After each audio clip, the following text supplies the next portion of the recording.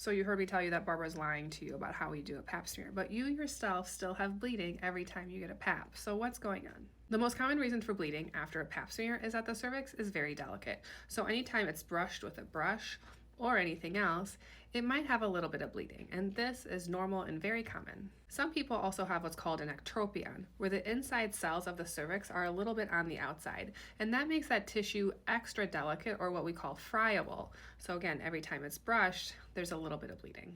The next reason is that there's some kind of infection that can lead that tissue to be more sensitive when we brush against it. So if you have other concerns like an odor or new discharge or a new partner that you just want to make sure that everything's okay, very reasonable to talk to your doctor about getting swabs while they're doing your sterile speculum exam. And the next reason is the whole reason that we're doing the pap smear, and that is that cervical dysplasia, or abnormal cells and tissue of the cervix, can lead to the tissue being very sensitive when we brush against it.